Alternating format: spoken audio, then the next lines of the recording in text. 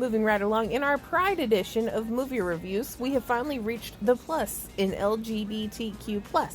The plus stands for anything that's not lesbian, gay, bisexual, trans, or questioning. Which could be anything from ace to poly to demi. There's a lot more in there that I'm not totally aware of.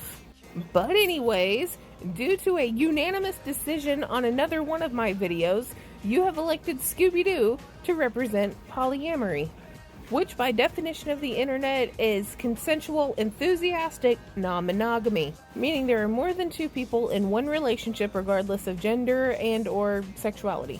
Which I'm going to be honest, I never really thought about for the 2002 live-action Scooby-Doo movie, but the more people talked about it, the more it kind of made sense. But it's probably more true for Scooby-Doo 2 Monsters Unleashed, because they spent most of this movie broken up, or at least the first little bit broken up, and then like a third of the movie mad at each other, and then they were okay by the end. But anyways, let's get into it. So after solving another mystery about a man in a mask for Pamela Anderson, the gang breaks up, due to them being totally over the stereotypes. And then the owner of the theme park, Spooky Island, invites them all back to solve a mystery, because the partying college kids who arrive at the island are leaving brainwashed, and with like weird superhuman strength. So everybody starts investigating on their own, particularly Daphne, who thinks she's going to solve the mystery first. And so they all start off at the Spooky Island Castle ride, and then come to find out this little roller coaster haunted house thing is actually like a schoolhouse, I guess, for when they brainwash the kids, but they're not actually brainwashing the kids. They're actually stealing their souls. They're putting them in this big bucket thing and replacing their souls with bunny jackal demons. Why do they need all these souls? Because Scrappy-Doo made a skin suit, stole something called the Daemon-ritis, so that he could be big and, like, powerful. Because he has little puppy complex. And then they saved Scooby-Doo because Scooby-Doo was going to be sacrificed as a pure soul. Because all dogs are pure soul. Do you hear me? All dogs are pure souls.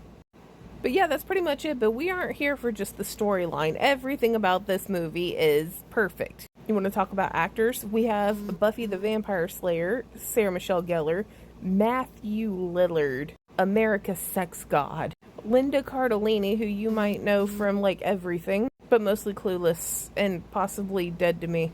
And Freddie Prinze Jr., who honestly I only know from this one, but I also only know him as Sarah Michelle Gellar's husband, because they've been married since like this movie came out. And then the costuming is fantastic. First off, you've got their costuming, and then you have Y2K nostalgia everywhere. Everywhere. We're talking spiky hair on guys, bandana hair, flare legs, halter tops. To go back, just to go back, drop me off. And a badass music, including Sugar Ray and Outkast. And also this really cool disco ball that looks like a skull that everybody wants. God, and to get my mouth on one of these again. So obviously it's going to get Infinity out of 10 Perfect Movie Award. So yes, I do believe they're a loving quadruple? 4-person couple? 4-upple. Infinity out of 10. Okay, bye. A Scooby-Dooby-Doo, where are you? We got some work to do now.